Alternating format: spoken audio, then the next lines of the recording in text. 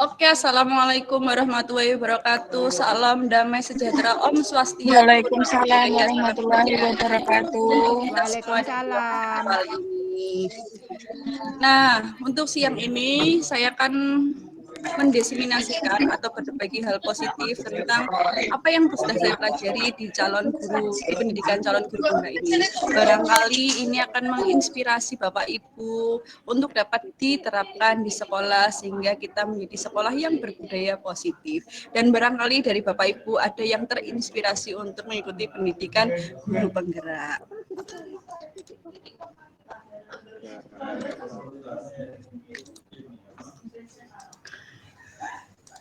Nah, untuk siang ini agendanya pertama ada pembukaan, kemudian ada kompetensi lulusan capaian umum, pemahaman inti, eksplorasi konsep, dan refleksi. Nah, yang pertama yang ingin saya jelaskan adalah bahwa Bapak pendidikan kita, ada inspirator dari pendidikan kita, ada Bapak Ki Hajar Dewantoro, tentu yang sudah tidak asing slogannya untuk kita semua. Ada apa aja Bapak Ibu?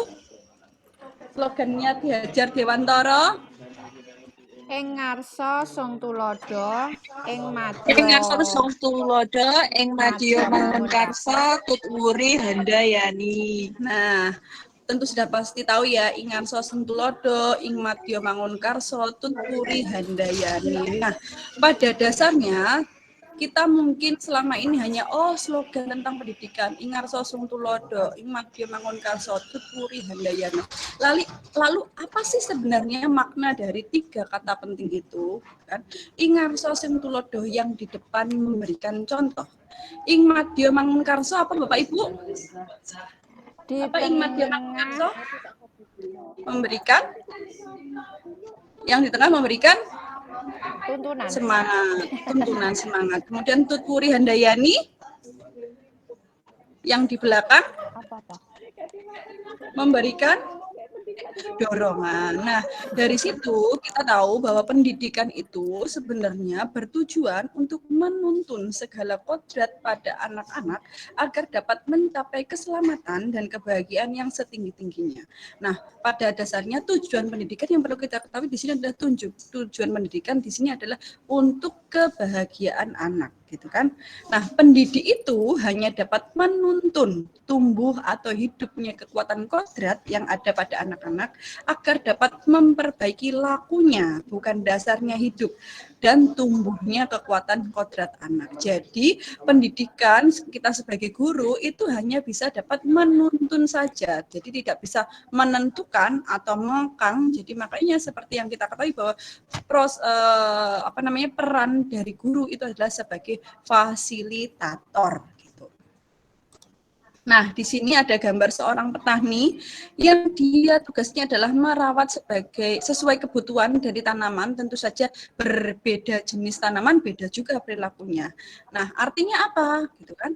Artinya bahwa kita seorang pendidik harus bisa melayani segala bentuk kebutuhan metode belajar siswa yang berbeda-beda. Nah, di sini juga bisa kita kenal dengan pembelajaran berdiferensiasi sesuai dengan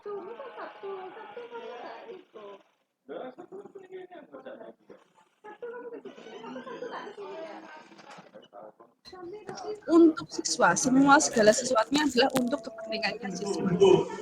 Nah, kita harus bisa memberikan kebebasan kepada anak untuk mengembangkan ide, berpikir kreatif, kemudian mengembangkan bakat atau minatnya. Jadi dia ada namanya merdeka belajar. Jadi dia tidak terkekang, maunya kita harus A, harus B, harus C. Tidak boleh seperti itu karena kita harus sebagai fasilitator, sebagai penuntun sesuai dengan kodratnya anak. Nah, tapi kebebasan itu bukan berarti kebebasan yang mutlak. Perlu tuntunan dan arahan dari guru supaya anak tidak kehilangan arah dan membahayakan dirinya. Itu Bapak Ibu. Nah, sekarang masuk ke materi inti. Nah, setuju atau tidak setuju bahwa hukuman itu dapat mendisiplinkan anak? Setuju atau tidak setuju, Bu Rosi? Setuju atau Ya, tidak bahwa hukuman itu dapat mendisiplinkan anak?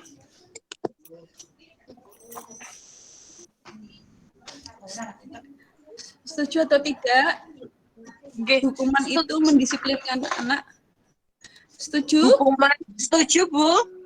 Apakah hukuman itu, kalau hukuman dapat mendisiplinkan anak, apakah disiplinnya anak itu bersifat sementara atau selamanya?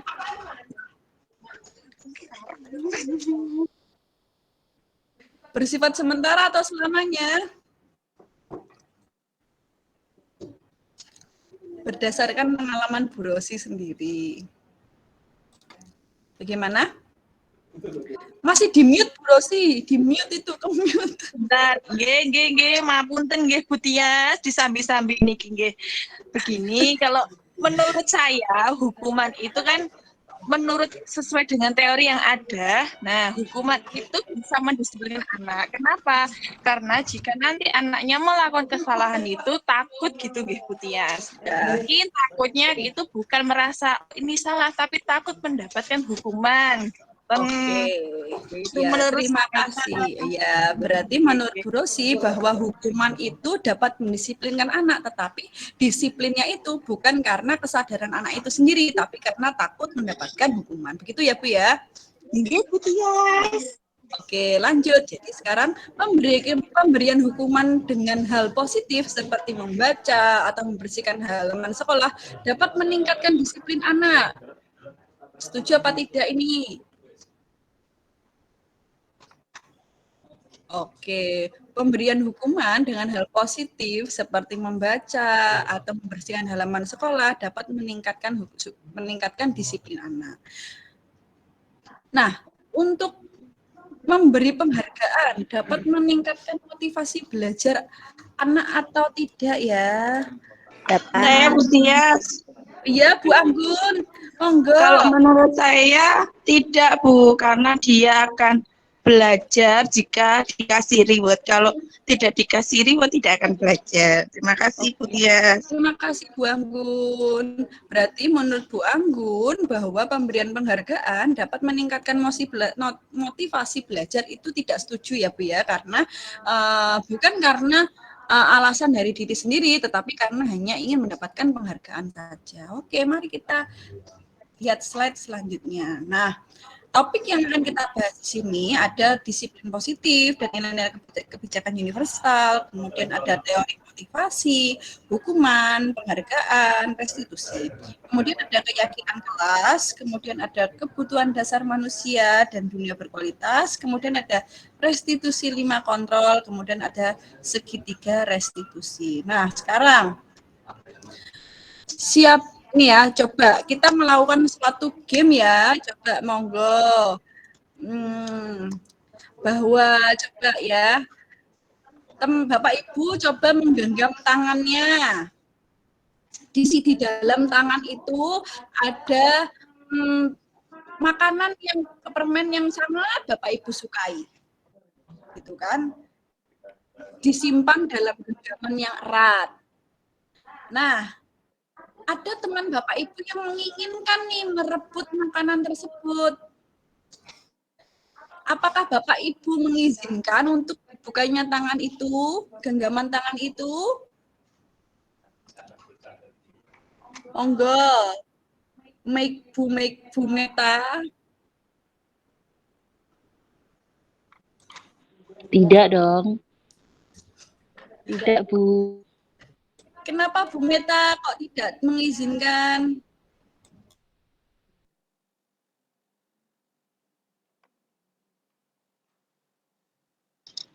Karena bukan kehendak diri sendiri. Oke, karena bukan kehendak sendiri-sendiri. Jadi Bu Meta tidak mengizinkan nih diri Bu Meta untuk memberikan permen itu, gitu kan? Nah, sekarang bagaimana? Apakah jika Bapak Ibu membuka genggaman tangan itu, tentunya seizin Bapak Ibu atau bukan? Iya, Bu. Iya. Oke, tentunya seizin Bapak Ibu juga. Nah, dari permasalahan itu, apa yang bisa diambil? Apakah membuka menutupnya tangan atau diibaratkan membuka menutupnya diri kita sendiri itu atas kontrol diri kita sendiri, ataukah kontrol orang lain? Kontrol diri kontrol sendiri. diri sendiri.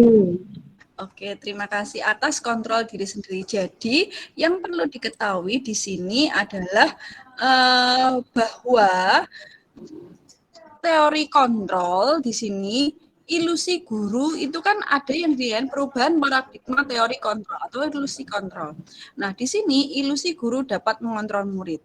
Ilusi bahwa kritik dapat membuat orang merasa bersalah, dapat menguatkan karakter.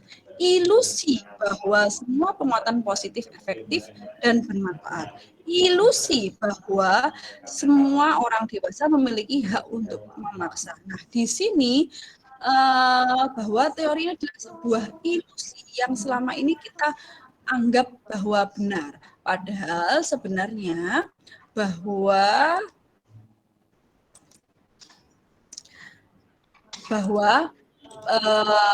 kontrol itu berada pada keyakinan diri sendiri.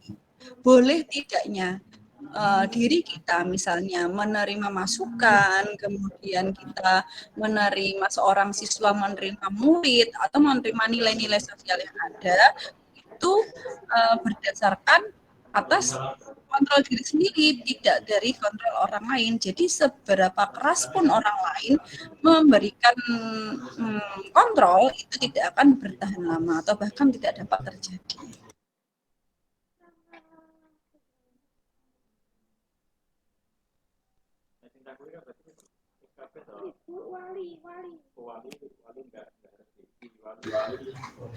Oke, nah selanjutnya di sini ada perubahan paradigma stimulus respon dan teori kontrol. Siapa sesungguhnya yang memiliki kontrol? Tadi yang seperti saya jelaskan. Stimulus respon, kita mencoba mengubah orang lain agar berpandangan sama dengan kita. Bahwa kita berpendapat bahwa orang lain itu sama pandangannya kayak kita. Orang lain itu semua keadaannya sama dengan kita. Orang lain itu semuanya berpikiran sama seperti kita. Nah, berdasarkan teori kontrol, kita berusaha memahami pandangan orang lain tentang dunia. Jadi tidak semuanya itu tentang kita. Kalau stimulus respon itu kan semuanya itu berdasarkan apa yang semuanya sama kayak kita gitu. Kita menganggap semuanya itu sama seperti kita, padahal kalau di teori kontrol itu kita yang berusaha memahami pandangan orang lain tentang dunia. Kemudian ada yang kedua adalah perilaku buruk dilihat sebagai suatu kesalahan. Oh, kalau perilaku pasti salah nih. Oh, pasti jelek nih. Padahal kalau pada teori kontrol adalah semua perilaku memiliki tujuan, entah tujuan positif, entah tujuan negatif. Semua perilaku memiliki alasan untuk terjadinya perilaku itu, gitu. Nah, kemudian teori stimulus respon selanjutnya adalah orang lain bisa mengontrol saya. Jadi orang lain itu bisa mengontrol saya. Misalkan kalau saya kamu harus makan jam segini, kamu harus tidur segini, gitu kan? Misalnya kayak kita sebagai orang tua, harus makan makanan, harus makan sayur, harus tidur jam 8, harus berangkat sekolah dan lain sebagainya. Itu orang lain bisa mengontrol saya. Nah, padahal pada teori kontrol hanya Anda yang bisa mengontrol diri Anda sendiri. Jadi adanya suatu nilai-nilai yang ada di sekeliling kita, gitu kan? Apakah kita setuju atau tidak terhadap nilai itu? Apakah kita akan melakukan nilai itu atau tidak? Itu kan berdasarkan kita sendiri. Misalnya kalau kita diajari pelajaran gitu, misalnya dikasih tahu petuah gitu sama guru-guru kita atau sama pemuka agama atau apa. Tetapi kalau diri kita sendiri tidak mau membuka nilai-nilai itu, ya kita nggak mau gitu, kita nggak akan melakukannya kayak gitu kan. Nah, itu yang teori kontrol. Nah, kemudian teori stimulus respon yang selanjutnya adalah saya bisa mengontrol orang lain. Orang lain tuh bisa, misalnya saya sebagai guru, saya bisa mengontrol perilaku murid nih. Harus mendengarkan saya pelajaran A sampai Z. Kelihatannya aja nih dia bisa menurut sama kita, tetapi entah kita kan nggak tahu apa yang dia pikirkan saat menerima pelajaran, apa yang dia lakukan, entah dia mencatat, entah mencoret-coret, kan kita nggak tahu gitu kan. Nah, untuk teori kontrolnya, Anda tidak bisa mengontrol orang lain, seperti yang dikatakan sebelumnya bahwa diri sendiri yang bisa mengontrol diri sendiri gitu. Diri sendiri yang bisa mengontrol diri sendiri, karena apa? Karena kita membuka diri untuk menerima nilai itu. Kemudian untuk teori stimulus respons selanjutnya adalah pemaksaan ada pada saat bujukan gagal. Jadi kalau misalkan kita dibujuk nih, dirayu nih misalnya, ayo misalnya kalau sama anak gitu, ayo ngerjakan PR gitu kan ya, ayo sekarang ngerjakan LKPD atau apa gitu kan ya. Terus anak-anak ternyata nggak mengerjakan tetapi main HP gitu kan. Nah, apa yang dilakukan teori pemaksaan gitu kan? Kalau pemaksaan, oh berarti kalau gitu HP-nya saya ambil, oh kalau gitu harus dikumpulkan hari ini dan lain sebagainya. Itu kan teori pemaksaan jika bujukan gagal. Kemudian kalau jika teori kontrol itu adalah kolaborasi dan konsensus menciptakan pilihan-pilihan baru. Kemudian ada lagi teori stimulus respon, model berpikir menang atau kalah. Jadi, oh aku menang, oh kalah, seperti itu. Padahal seharusnya pada teori kontrol adalah model berpikir menang. Oke. Selanjutnya, ini adalah teori disiplin positif oleh Dr. William Glasser atau teori kontrol atau teori pilihan Dr. William Glasser. Nah, yang pertama, Anda tidak bisa mengontrol orang lain, hanya Anda yang bisa mengontrol diri Anda. Nah, makna disiplin yang seperti yang kita ketahui saat ini adalah makna disiplin belajar kontrol diri dengan menggali potensi kita agar tercapai tujuan mulia, yaitu sesuatu menjadi seseorang yang kita inginkan berdasarkan nilai-nilai yang kita hargai. Jadi, kalau kita menghargai itu, nilai itu berarti kita menerima nilai itu, berarti kita dapat menerapkan nilai itu pada kehidupan kita sehari-hari. Berdasarkan izin siapa? Kan? Kemudian semua perilaku memiliki tujuan. Ada teori motivasi, kemudian untuk menghindari hukuman, ada untuk mendapatkan imbalan, kemudian untuk menghargai diri sendiri. Kemudian ada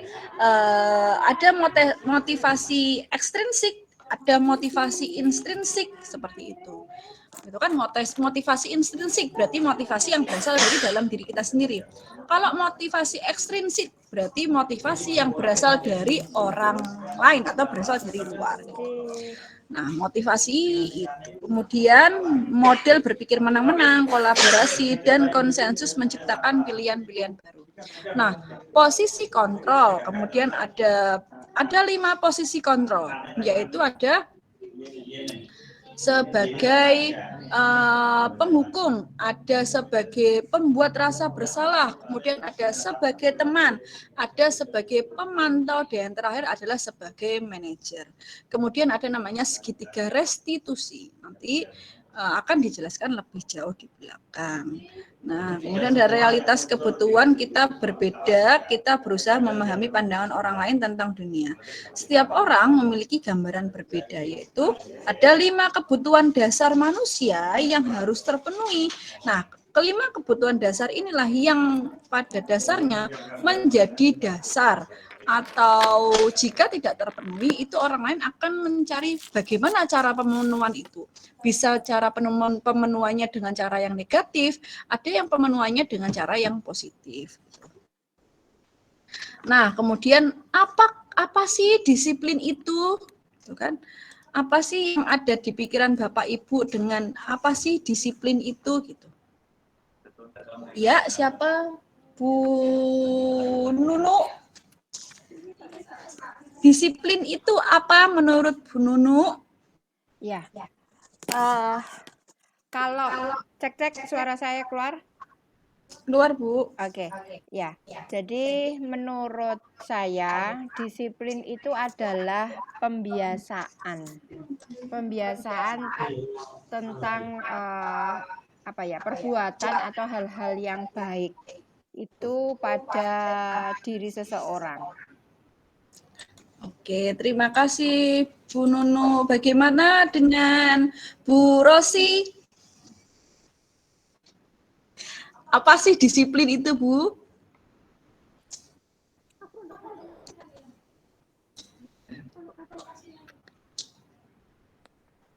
Saya, Bu. Oh iya, Bu Anggun, monggo Bu Anggun. Disiplin itu apa, Bu Anggun? Menurut Bu Anggun? Sesuai aturan. Disiplin sesuai aturan. Oke, kalau Bu Anggun, disiplin itu sesuai aturan. Oke, selanjutnya. Nah, dari kedua gambar ini, menurut Bapak Ibu, apakah disiplin itu harus sesuatu yang seperti tentara ini, sigap, tegap, gitu kan ya? Takut, bergerak aja salah nih. Terus apa yang seperti gambar satunya tuh Harry Potter tuh. Nah, disiplin itu penuh dengan tekanan, rasa takut. Kalau salah nengok aja dimarahin gitu kan. Apakah seperti itu Bu Meta? Izin menjawab Bu Tias. Oh iya, siapa? Ya, Bu Rosi, monggo. Nih, kalau disiplin itu kalau yang ditanyakan apakah sesuai gambar, menurut saya tidak harus nih Bu. Nah, jadi kalau menurut saya disiplin itu ya sesuai dengan aturan dan memiliki rasa tanggung jawab. Oke, terima kasih Bu Rosi. Jadi disiplin itu yang sesuai aturan dan memiliki rasa tanggung jawab untuk melakukan Tugasnya. menjalankan peraturan itu ya Bu ya. Oke. Oke. Nah, selanjutnya di sini. Lalu apakah makna disiplin itu? Sebenarnya disiplin itu artinya adalah belajar. Jadi seperti yang kita ketahui sekarang adalah kita selalu berpikir bahwa oh disiplin itu taat aturan. Disiplin itu harus sesuai aturan. Disiplin itu harus sigap, harus yang baik-baik lah gitu kan ya. Padahal arti sebenarnya disiplin itu adalah belajar gitu kan. Nah, makna asal dari kata ini berkonotasi dengan disiplin diri. Jadi, namun ya pada di budaya kita makna disiplin itu telah berubah menjadi sesuatu yang dilakukan seseorang pada orang lain untuk mendapatkan kepatuhan. Nah, kecenderungan umumnya adalah menghubungkan kata disiplin dengan ketidaknyamanan gitu kan. Disiplin tuh nggak nyaman soalnya harus taat peraturan, harus A, harus B, harus C gitu kan ya. Kemudian ada disiplin itu berhubungan dengan pencapaian suatu tujuan yang mulia. Gitu. Nah, padahal disiplin itu sebenarnya artinya adalah belajar seperti yang kita pelajari di depan bahwa teori kontrol itu semuanya kan tergantung pada diri kita sendiri. Makanya adakah yang jika disiplin itu ada yang bersifat sementara, ada yang bersifat selamanya, itu tergantung pada diri sendiri. Nah, di sini ada nilai-nilai kebajikan universal. Nah, nilai-nilai kebajikan adalah sifat-sifat positif manusia yang merupakan tujuan mulia yang ingin dicapai setiap individu. Jadi, nilai-nilai tersebut bersifat universal dan lintas bahasa, suku bangsa, agama, maupun latar belakang. Jadi, nilai-nilai yang diakui oleh seluruh dunia. Misalnya apa? Nilai-nilai apa? Nilai-nilai berakhlak mulia, nilai-nilai kemanusiaan, dan lain sebagainya. Nah, setiap perilaku atau perbuatan itu memiliki suatu tujuan, gitu kan ya? Itu berdasarkan pendapat dari Dr. William Glasser. Kemudian dengan mengaitkan nilai-nilai kebajikan yang diyakini seseorang, maka motivasi intrinsiknya atau motivasi yang ada pada dalam dirinya sendiri itu akan terbangun sehingga menggerakkan motivasi diri dari dalam untuk dapat mencapai tujuan mulia yang diinginkan. Jadi bagaimana sih caranya mendapatkan atau memunculkan motivasi intrinsik dari dalamnya tadi itu dengan mengaitkan dengan nilai-nilai kebajikan yang diyakini. Nah, nilai-nilai kebajikan yang ingin dicapai oleh setiap anak Indonesia itu kita kenal dengan namanya profil pelajar Pancasila gitu kan. Apa aja sih profil pelajar Pancasila gitu kan? Ada nilai-nilai beriman, ada bertakwa kepada Tuhan Yang Maha Esa dan berakhlak mulia. Kemudian ada nilai mandiri, nilai bernalar kritis, berkebinekaan global dan bergotong royong kreatif gitu kan. Lalu teori motivasi, hukuman, dan restitusi. Nah, teori motivasi perilaku, motivasi itu kan yang mendasari seseorang gitu kan ya. Apa sih dasarnya? Apa sih motivasinya gitu kan ya? Motivasi itu apa sih? Gitu kan menurut Bapak Ibu itu motivasi itu apa? Ya Bu Meta, apa motivasi itu menurut Bu Meta sendiri? Apa Bu Meta, motivasi Bu Meta?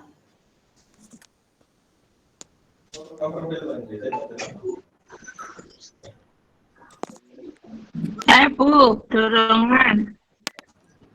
Ya, Bu, dorongan. Bu Meta apa? Oh, Bu Meta. Oh ya. Keinginan Bu Tias. Oke, ya, motivasi itu keinginan. Jadi motivasi itu keinginan atau dorongan yang Suaranya hilang.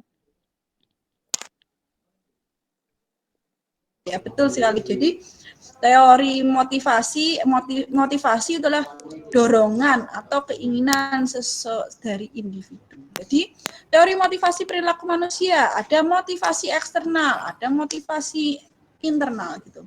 Misalnya yang pertama untuk menghindari ketidaknyamanan atau hukuman gitu kan. Itu teori motivasi apa?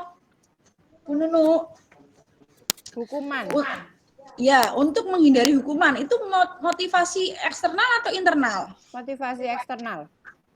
Oke, motivasi eksternal karena berasal dari Orang lain, ya. Sekarang Bu Anif, ada Bu Anif? Siap. Oke, Bu Anif. Kalau untuk mendapatkan imbalan dari orang lain atau institusi, itu motivasi internal atau eksternal Bu Anif? Eksternal Bu Tias menurut saya. Oke, terima kasih Bu Anif. Ada merupakan motivasi eksternal. Kemudian untuk menghargai diri sendiri, itu motivasi apa ya Bu Rosi? Motivasi secara Motivasi internal. Oke, motivasi internal. Nah, selanjutnya di sini ada kata merdeka. Gitu kan. Menurut Ki Hajar Dewantara, itu merdeka itu artinya tidak hanya terlepas dari perintah, akan tetapi juga cakap buat memerintah diri sendiri. Itu artinya merdeka. Jadi merdeka itu tidak sebebas-bebasnya apa bisa kita lakukan gitu kan. Nah, sekarang kita masuk ke apa itu restitusi. Nah, restitusi adalah proses menciptakan kondisi bagi murid untuk memperbaiki kesalahan mereka sehingga mereka bisa kembali pada kelompok mereka dengan karakter yang lebih kuat. Nah, restitusi juga merupakan proses kolaboratif yang mengajarkan murid untuk mencari solusi untuk masalah mereka dan membantu murid berpikir tentang orang seperti apa sih yang mereka ingin orang seperti apa sih menjadi orang seperti apa sih mereka gitu kan, dan bagaimana mereka harus memperlakukan orang lain. Nah, ciri-ciri restitusi itu yang pertama adalah bukan untuk menebus kesalahan, namun untuk belajar dari kesalahan. Jadi bukan saya melakukan kesalahan, jadi saya harus melakukan ini gitu. Tidak seperti itu, tetapi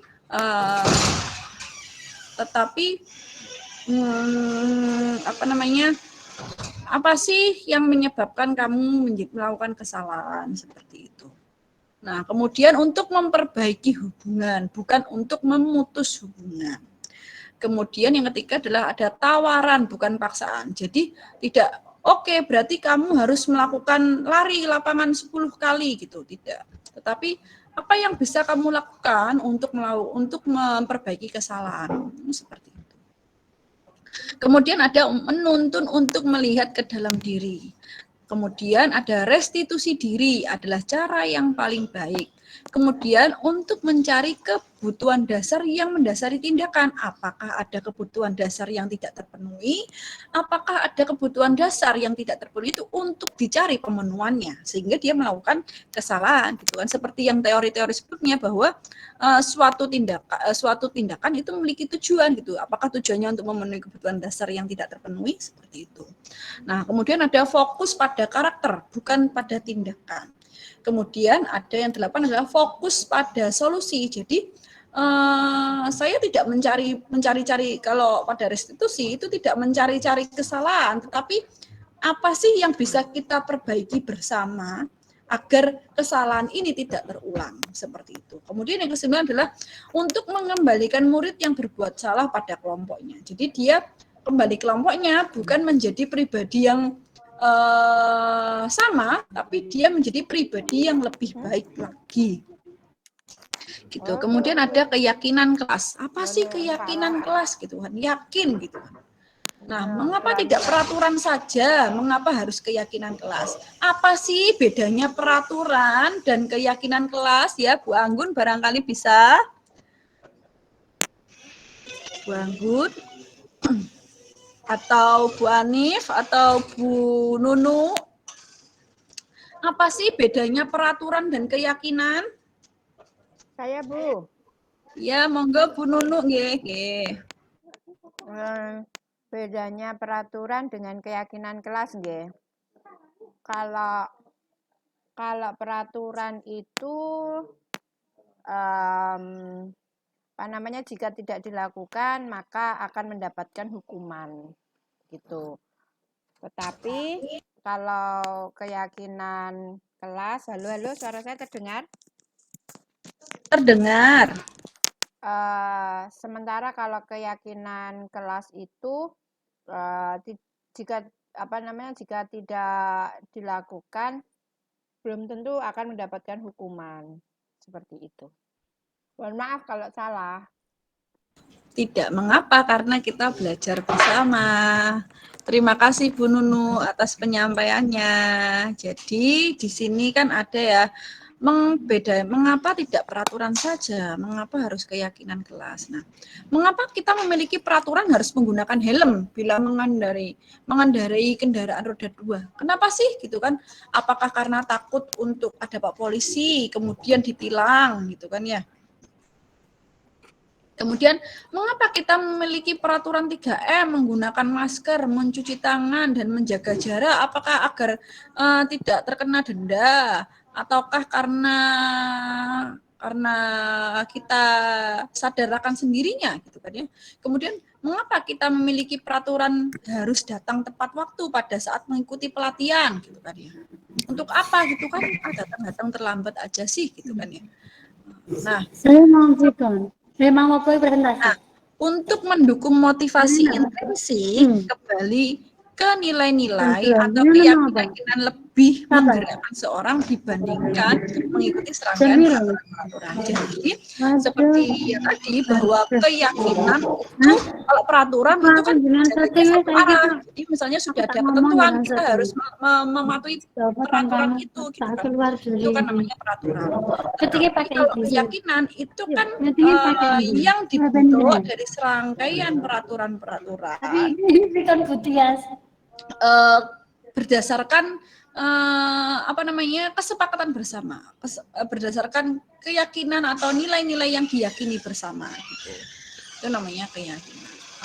Nah, di sini ada namanya pertama itu sendiri ada peraturan kelas. Peraturan kelas. Kemudian meningkat lagi nih menjadi lebih baik, ada namanya keyakinan kelas. Terus meningkat lagi nih menjadi lingkungan positif. Kemudian meningkat lagi nih menjadi budaya positif. Nah, manakah yang merupakan keyakinan kelas gitu kan? Manakah yang merupakan keyakinan kelas? Mengapa? Monggo, Bu Anggun, belum dengar? Bu Nunu? Atau Bu Rosi? Mana yang keyakinan kelas? Keyakinan kelas ya. Ya. Keyakinan kelas itu yang nggak kelihatan ini presentasinya Bu Tias nih. Tidak muncul? Muncul sih. Cuma aku nggak Iya, bisa cari. bentar. Kecil ini, kurang diperbesar. Oh, gini. Keyakinan kelas itu bisa datang tepat waktu. Tuh, Ya. itu keyakinan kelas. Tapi kalau peraturan tidak dilarang datang telat masuk kelas. Nah, itu ada kata dilarangnya itu biasanya itu peraturan. Tuh. Sebentar. Monggo, siapa yang mau jawab lagi? Mana yang termasuk keyakinan, mana yang termasuk keyakinan kelas? Aktif dalam pembelajaran, Bu Tias. Oke, aktif dalam pembelajaran. Sebentar. Kemudian tertib, menjaga kebersihan sekolah. Itu keyakinan atau peraturan? Itu peraturan. Halo. Kalau menjaga kebersihan sekolah itu menurut saya peraturan, Bu Tias. Oke. Terus kemudian datang tepat waktu dan mengucapkan salam.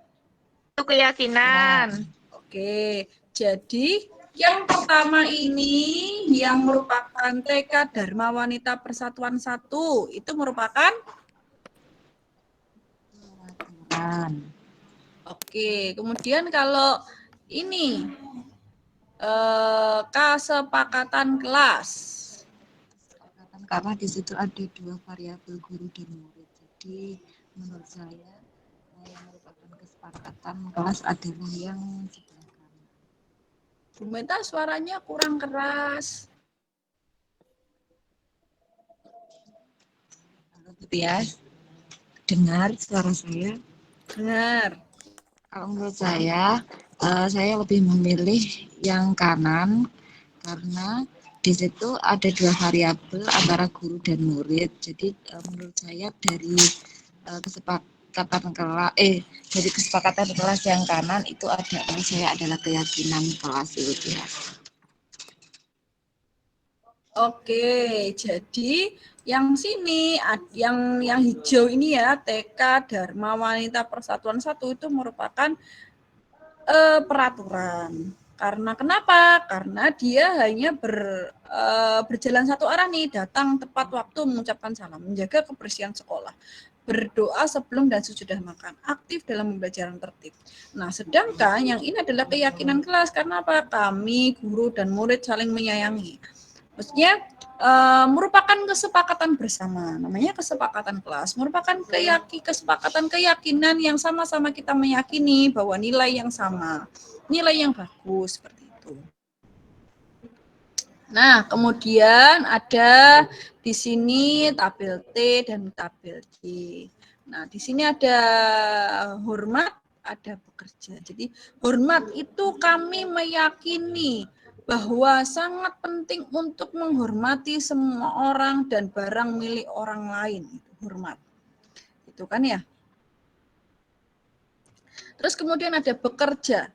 Kami meyakini bahwa sangat penting untuk mengerjakan segala pekerjaan atau mengikuti kegiatan yang telah ditugaskan. Sedangkan kalau diterima dan dimiliki itu kami meyakini bahwa sangat penting untuk merasa diterima pada suatu kelompok dan saling peduli dengan yang lain. Jadi tabelnya ini dia semakin berjajar lurus. Gini ya, kemudian terdengar misalnya. Satu orang berbicara, yuk saya bantu. Kita bisa selesaikan ini bersama. Terima tolong ya, permisi, boleh saya pinjami, nanti akan saya segera kembalikan. Kalau terlihat berempati terhadap perasaan orang lain, kemudian memegang barang orang lain hanya dengan izinnya, kemudian mendengarkan dengan seksama, kemudian senantiasa berbuat baik dan berbagi. Kemudian kalau berperilaku itu Tersenyum dengan ramah, kemudian memberikan salam hormat, berjabat tangan, kemudian memberikan ruang bekerja, postur tubuh yang tenang, gitu kan ya.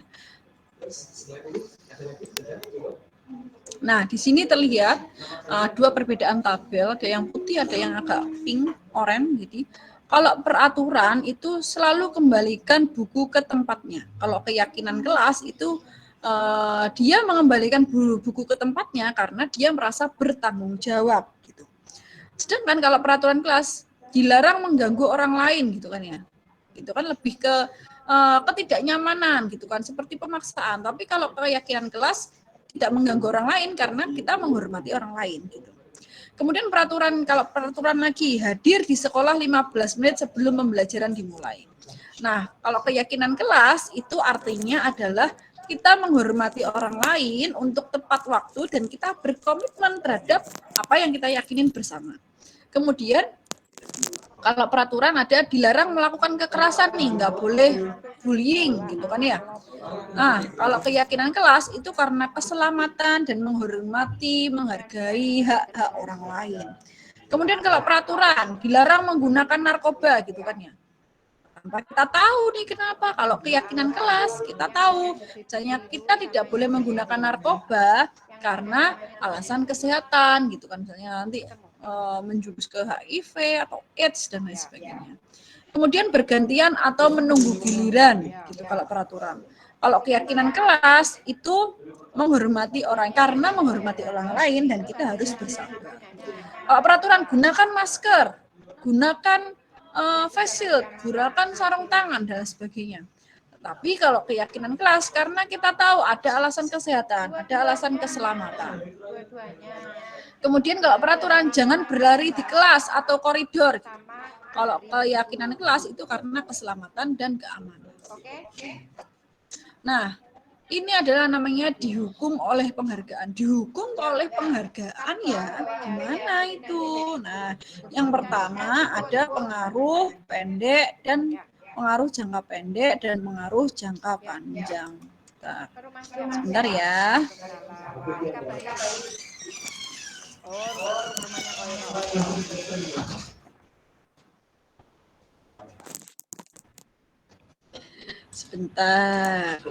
Sebentar ya.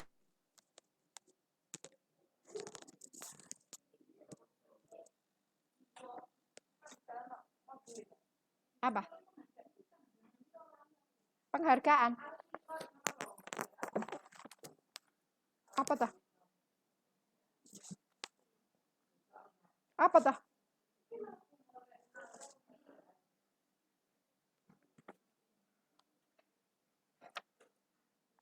Karena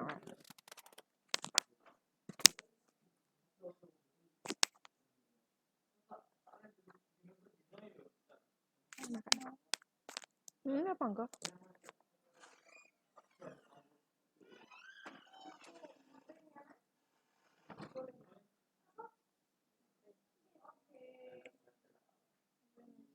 Oke, dihukum oleh penghargaan. Yang pertama, maksudnya adalah pengaruh jangka pendek dan jangka panjang.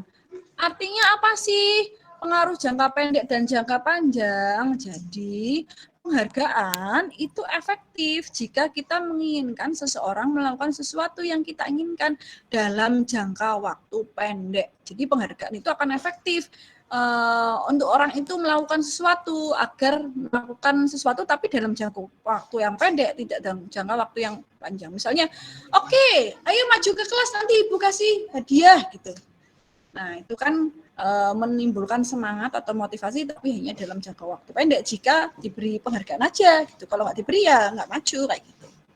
Nah, yang kedua adalah jika kita menggunakan penghargaan lagi dan lagi, maka orang tersebut akan bergantung pada penghargaan yang diberikan, serta kehilangan motivasi dari dalam. Jadi dia hanya menggantungkan, oh aku maju kalau aku dapat hadiah, aku maju kalau dapat penghargaan. Kalau nggak dapat, malas lah, kenapa nggak dapat apa-apa gitu. Jadi kehilangan motivasi secara internal, dia hanya maju karena dia ingin mendapatkan penghargaan aja, mendapatkan hadiah. Kemudian yang ketiga adalah jika kita mendapatkan penghargaan untuk melakukan sesuatu yang baik, maka selain kita senantiasa berharap mendapatkan penghargaan tersebut lagi, kita pun menjadi tidak menyadari tindakan baik yang kita lakukan karena kita nggak tahu kalau tindakan itu sebenarnya baik gitu karena kita selama ini terlalu digantungkan untuk mendapatkan penghargaan gitu. Nah, kemudian ada yang namanya penghargaan tidak efektif gitu kan ya.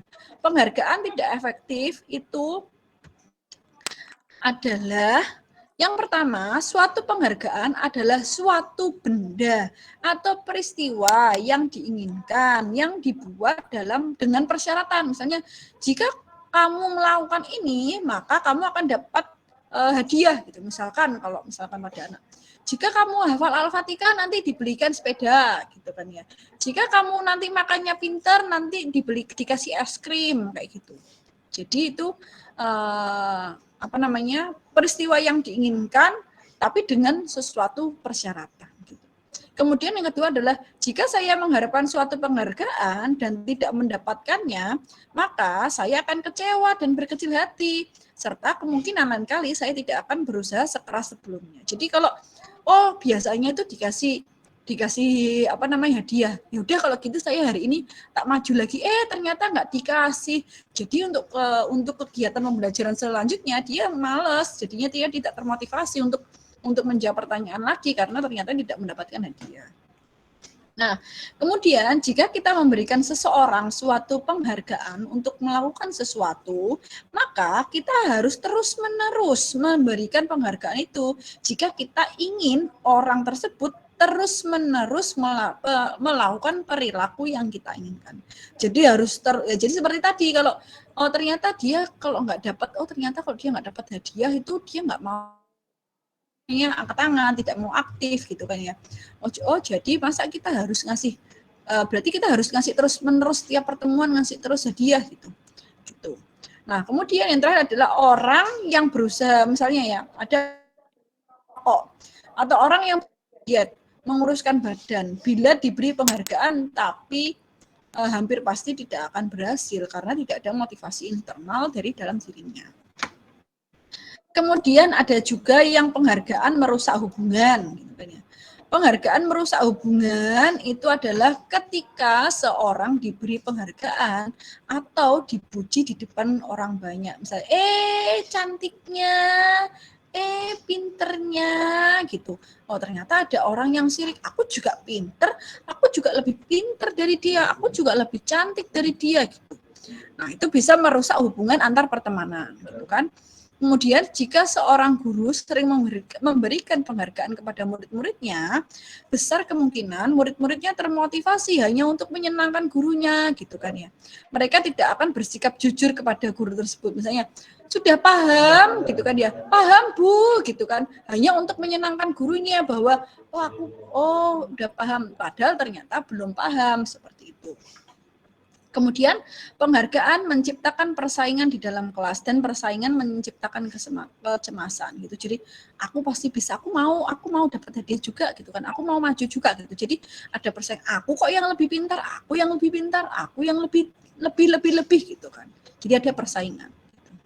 Mereka yang percaya bahwa tidak memiliki kesempatan, mereka yang percaya bahwa mereka tidak memiliki kesempatan untuk mendapatkan penghargaan akan berhenti mencoba.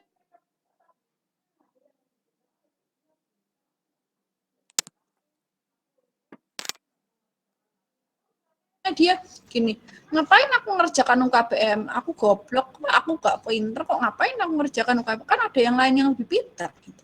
Seperti itu. Nah, kemudian ada juga namanya penghargaan mengurangi ketepatan. Jadi yang pertama misalnya ada juga penghargaan menurunkan kualitas gitu kan ya. Kemudian ada penghargaan yang mematikan kreativitas. Maksudnya gimana? Ada penelitian menunjukkan bahwa pekerjaan seni atau sebuah tulisan cerita menjadi kurang kreatif bila dijanjikan sebuah hadiah atau penghargaan. Kemudian ada penghargaan menghukum. Maksudnya bagaimana itu ya? Penghargaan tapi menghukum gitu kan ya. Penghargaan menghukum itu artinya mereka yang tidak mendapatkan penghargaan. Misalnya sistem ranking. Mereka yang tidak mendapatkan ranking kedua akan merasa paling dukung. Aduh, aku merasa paling bodoh deh. Padahal dia tuh sebenarnya rankingnya udah tinggi, masuk 5 besar. Tapi karena dia kalah saing sama temennya, padahal karena temennya menjadi rankingnya itu lebih tinggi, dia menjadi tidak bersemangat, dia merasa paling dihukum. Apa yang salah pada diriku ya, sehingga aku mendapatkan ranking 2, aku mendapatkan ranking 4 dan seterusnya. Padahal sebenarnya sesuai dengan kemampuan dia itu sudah kemampuan yang bagus gitu. Jadi ibaratnya rasa syukurnya menjadi berkurang. Nah, kemudian ada namanya motivasi dari dalam atau motivasi intrinsik gitu kan ya.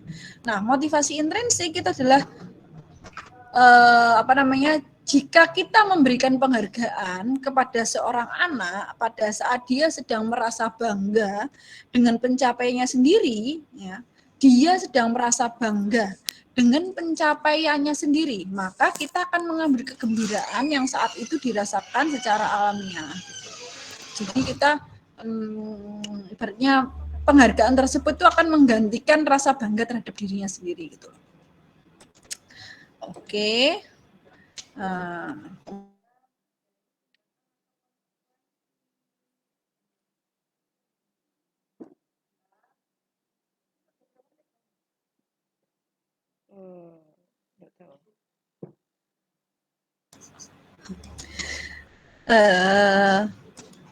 Kemudian ini ya lagi sebentar, ada yang mau gabung. Masih ada sekitar 10 menitan lagi ya, Bu ya. 10 apa 15 menitan lagi ya. Mana tidak ada yang ingin bergabung, mana? Oke, sebentar. Lanjut ya, Bapak Ibu. Nah, ini kemudian ini hukuman atau konsekuensi gitu kayaknya. Kalau hukum, bedanya apa sih hukuman dan konsekuensi? Bedanya apa Bapak Ibu, hukuman dan konsekuensi? Bu Nunu.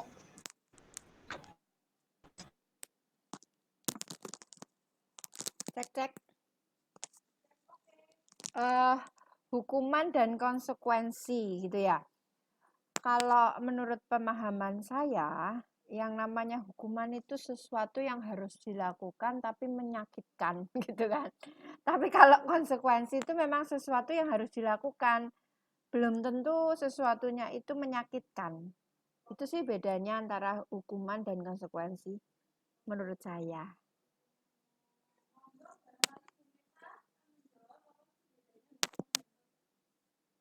Monggo, barangkali Bu Meta akan menjawab apa sih bedanya hukuman dan konsekuensi menurut Bu Meta itu apa sih?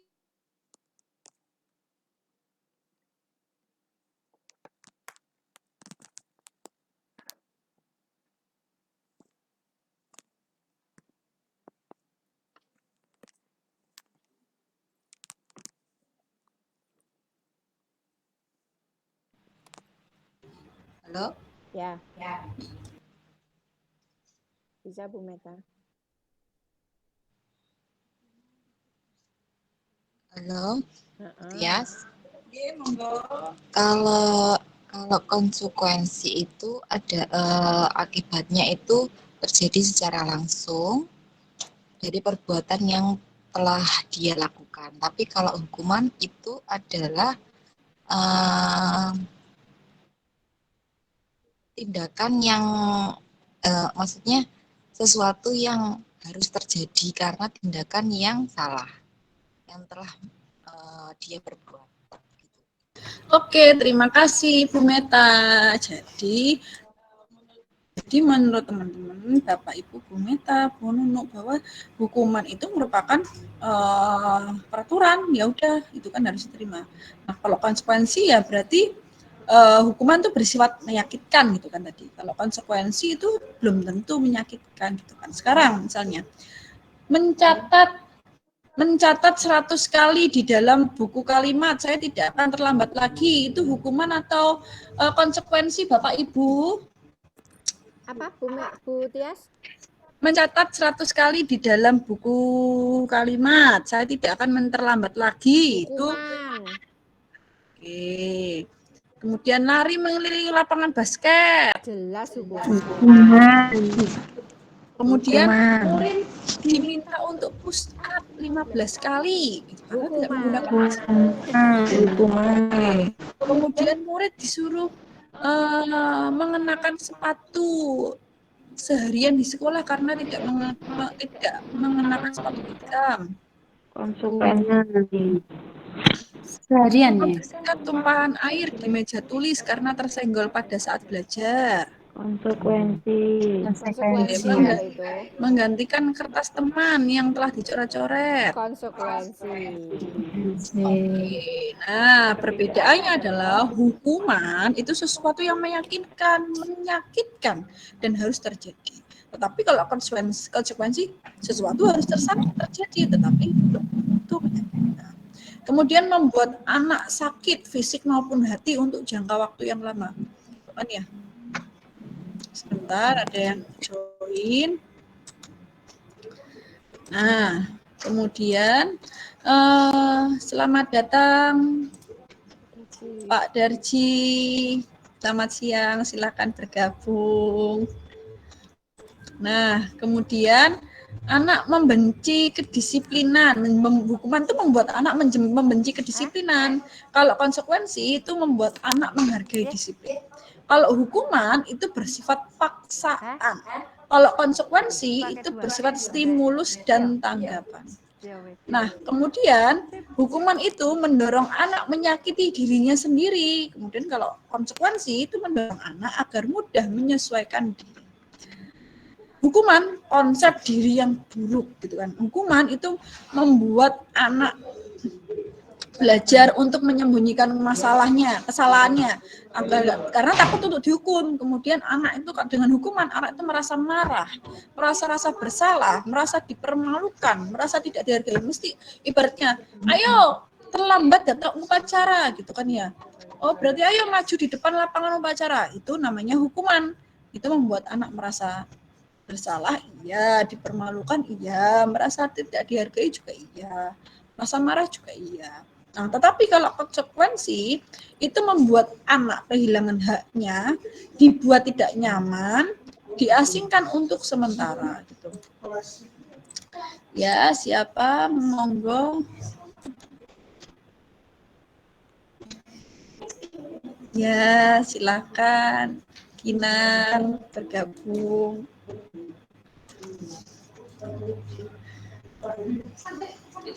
Kemudian lanjut ya Bapak Ibu.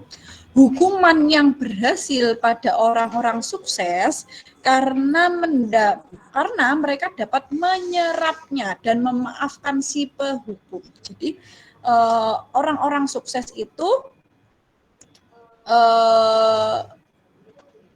kan dia mendapatkan hukuman berhasil pada orang-orang sukses karena mereka dapat menyerapnya dan memaafkan si hukum. Karena dengan hukuman itu membuat anak merasa marah, merasa tidak dihargai, merasa dipermalukan, dan lain sebagainya. Hukuman tidak bekerja pada anak yang memiliki identitas kegagalan karena tindakan ini hanya menegaskan ketidakkemampuannya. Nah, seperti yang saya jelaskan di awal tadi bahwa suatu tindakan itu kan ada tujuan gitu kan ya. Nah, tujuannya untuk apa? Untuk misalnya untuk memenuhi kebutuhannya yang tidak ada. Nah, kebutuhan itu apa aja sih? Ada kebutuhan dasar manusia. Ada kebutuhan untuk kasih sayang dan penerimaan, kemudian untuk kebutuhan penguasaan, kebutuhan kesenangan, kebutuhan kebebasan, dan kebutuhan bertahan hidup. Nah, sebentar Bapak Ibu.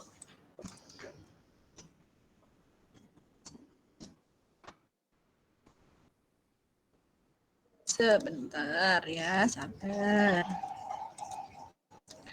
Nah, ada namanya kebutuhan dasar tadi, kan ya?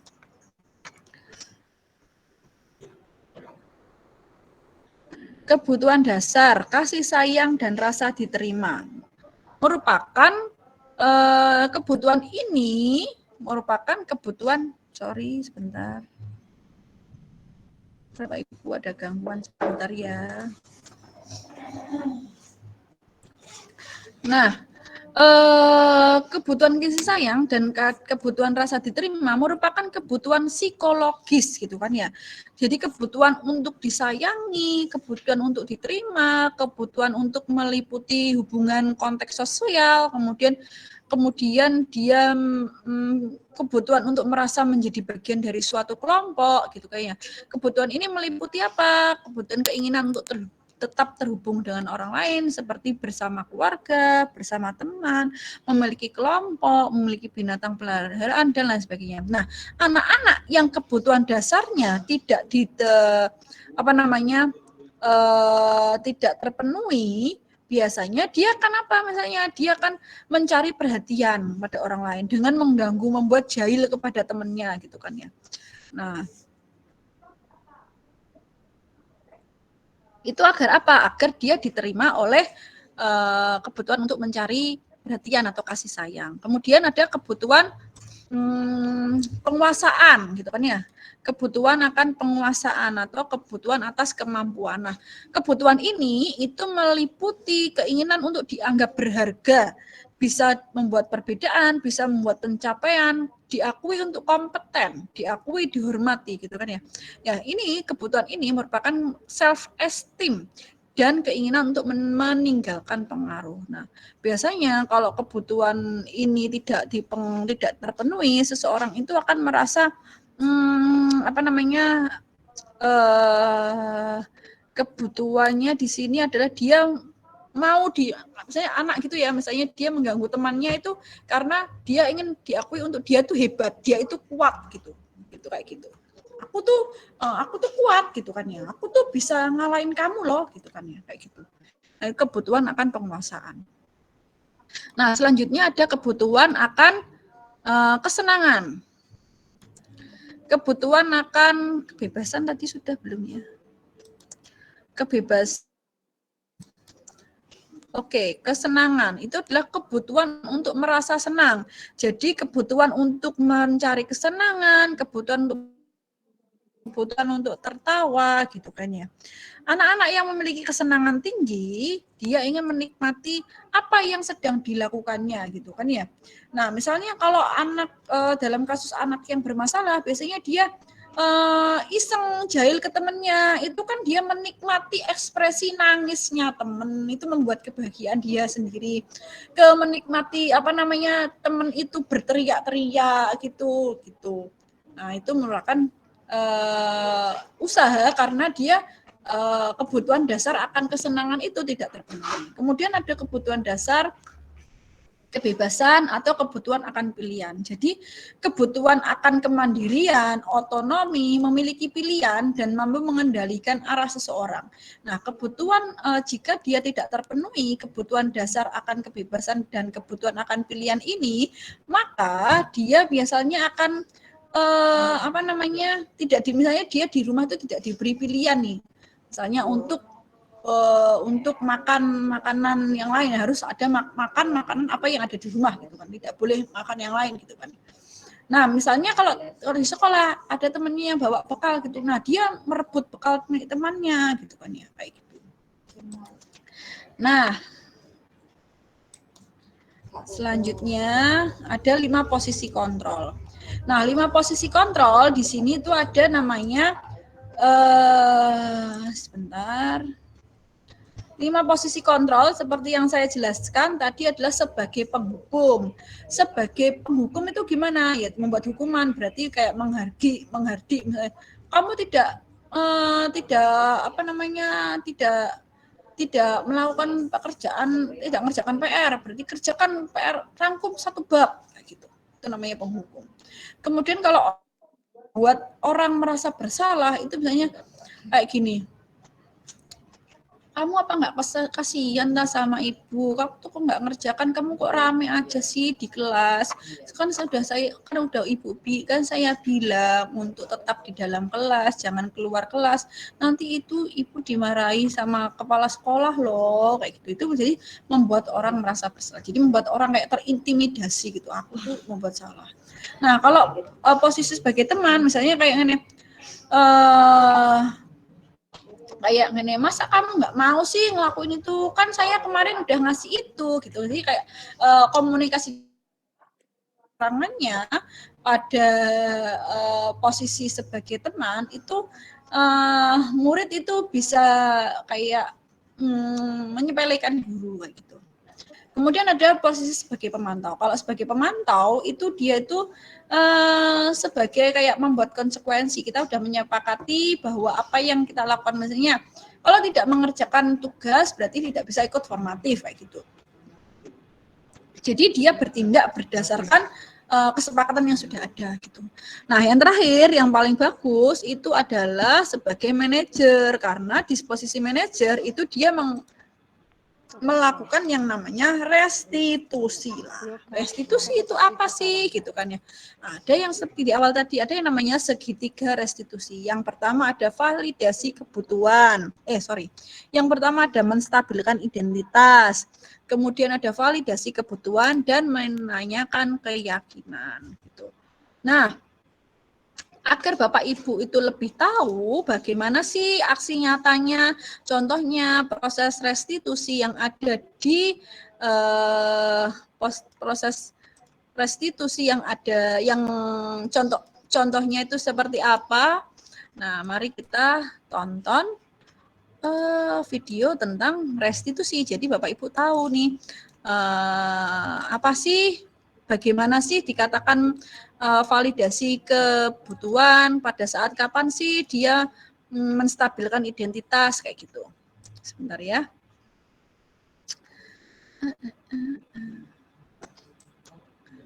Sebentar. Sudah nampak Bapak Ibu? Sorry. Sudah nampak? Sudah. Jadi Bapak Ibu bisa mengamati video ini ya. Nanti Bapak Ibu tahu kapan saatnya menstabilkan identitas, kapan saatnya memvalidasi kebutuhan dan lain sebagainya. Monggo diamati. 5 menit enggak dulu. 5 menit enggak.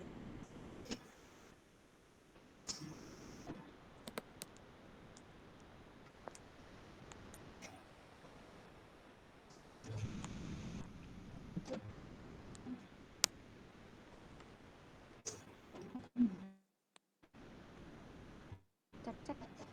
Suara saya muncul, Tias. Nah, Ini suaranya enggak muncul. gimana Bu? Suaranya apa memang enggak muncul ya? Video itu. Muncul seharusnya ya. Kok tidak muncul ya Bu ya? Saya ceritakan aja Bu ya, sambil saya ceritakan aja ya kalau gitu ya. Ya. Jadi pada kasus ini merupakan kasus yang saya temui kemudian di kelas itu pada saat saya mengajar. Kebetulan saat itu kelas akan melaksanakan formatif gitu kan. Nah, kemudian untuk sebelum formatif saya mengecek kesiapan siswa-siswi di kelas tersebut. Apakah siap untuk mengikuti formatif atau tidak. Nah, kemudian saya berkeliling ke siswa-siswa menanya kesiapan, adakah tidak materi yang diketahui atau tidak gitu. Nah, pada saat saya berkeliling, saya ternyata menemui nih satu anak gitu kan, dia memakai kuku nail art atau nail extension ya. Nah, kalau misalkan saya berposisi sebagai penghukum, pasti saya udah bilang, kamu keluar dari sini, kamu tidak boleh mengikuti formatif. Gitu kan ya. Tetapi karena posisi saya akan saya memposisikan diri saya sebagai manajer, yang saya menerapkan segitiga restitusi, yang saya katakan pertama kali adalah, cantik sekali kukunya, gitu kan ya. Gitu kan. Nanti kamu bisa tolong temui saya ya ketika formatif telah usai. Nah, gitu. Nah, setelah formatif usai, saya bertanya pada anak itu, kukunya cantik sekali, gitu kan. apa sih, kenapa sih kok kukunya cantik sekali? Terus dia, iya Bu, maaf gitu kan ya. Terus saya bilang gini, iya Bu Tia sih tahu sih semua cewek itu pasti ingin tampil cantik gitu kan. Tapi di sini tapi saya tanyakan untuk menstabilkan identitas. Pertama kali yang terjadi pada restitusi, saya menanyakan, tapi apakah kamu tahu peraturan yang ada di SMA Negeri 1 Tuban ini? Gitu kan. Nah, terus saya tanya, oh ternyata dia tahu peraturannya bahwa tidak boleh berdandan secara berlebihan, gitu kan ya, dan lain sebagainya. Nah, kemudian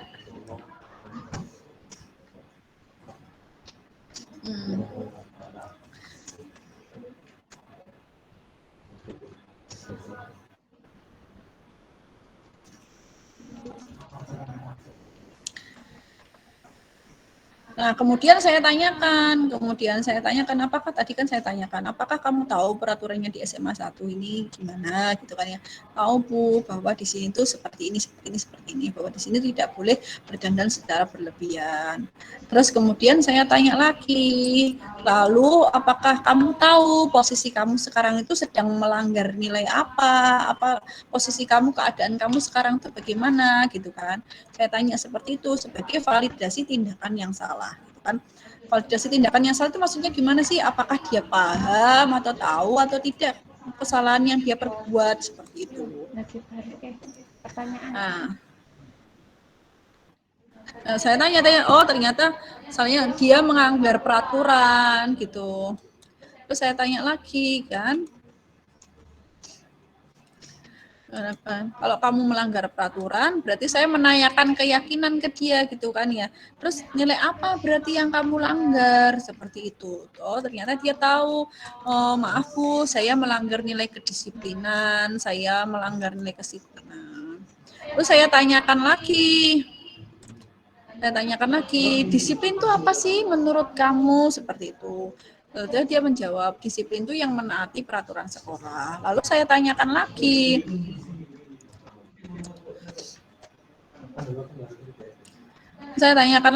apakah kamu disiplin tadi itu takut akan hukuman atau apa kamu atas kesadaran diri sendiri seperti itu, disiplin menurut kamu gitu kan ya.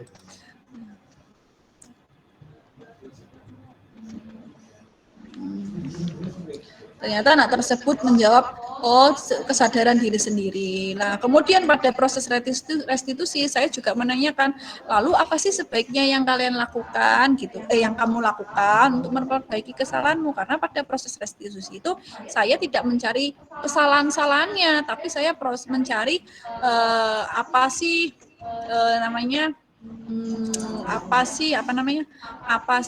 solusi yang bisa dilakukan gitu. Oke, kemudian saya mendengarkan gitu. Oke, begitu Bapak Ibu atas video restitusi yang bisa menjadikan inspirasi atau tahu bagaimana sih tahap-tahap restitusi itu. Nah, untuk saat ini saya ingin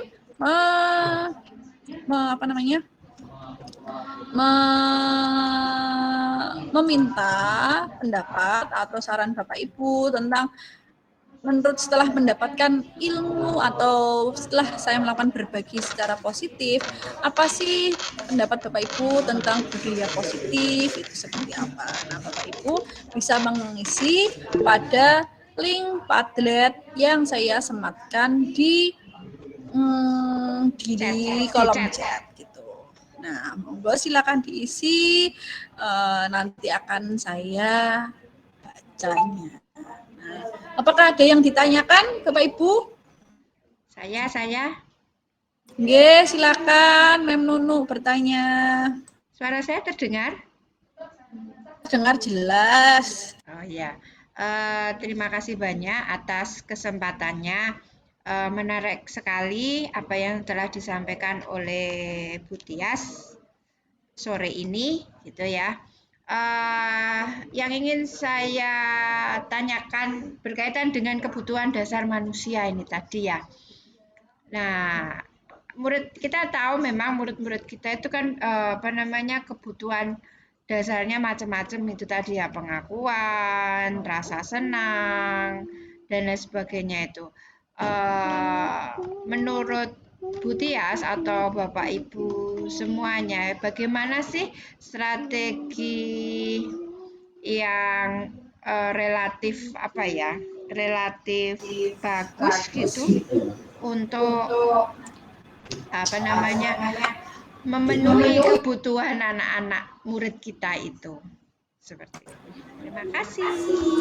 Terima kasih Bu Duno. Adakah Bapak Ibu yang ingin menjawabnya? Atau kita langsung diskusi aja ya. Jadi bagaimana sih caranya untuk mengetahui kebutuhan dasar yang kurang gitu ya Bu ya? Nah, kalau seperti itu biasanya siswa itu berkasus gitu kan ya. Nah, ketika kita berkasus itu kita bisa berbicara secara personal kepada anak itu. Misalnya kita mengetahui nih, oh kamu tuh di rumah itu misalnya rumahmu mana, kayak gitu, keluargamu berapa, ayahmu kerja di mana. Nanti kalau kita dengan pendekatan personal, pelan-pelan, itu anak-anak itu akan terbuka, cerita sedikit. Nah, disitulah kita tahu, oh ternyata kebutuhan dasar ini toh yang kurang. Nah, dengan kita mengetahui kebutuhan dasar ini, kita bisa berkolaborasi nih dengan Bapak. Bukan hanya untuk kita saja, tapi ilmunya ya, apa informasi tentang anak ini kita bisa komunikasikan dengan BK, kita bisa komunikasikan dengan wali kelasnya, kita bisa komunikasikan dengan Bapak Ibu guru yang lain, sehingga kesalahan tidak hanya dipandang sebelah mata saja buruknya, gitu kan. Tapi kita tahu nih alasan kenapa anak ini melakukan tindakan tersebut. Seperti itu, Bu Nunu. Terima kasih Bu Tias atas pencerahannya. Oke, sami-sami. Ada lagi yang ingin bertanya? Oke, kalau tidak ada, terima kasih Bapak Ibu atas kehadirannya di webinar siang menjelang sore ini. Mohon maaf banyak merepotkan. Akhir kata, wassalamualaikum warahmatullahi wabarakatuh. Waalaikumsalam warahmatullahi wabarakatuh.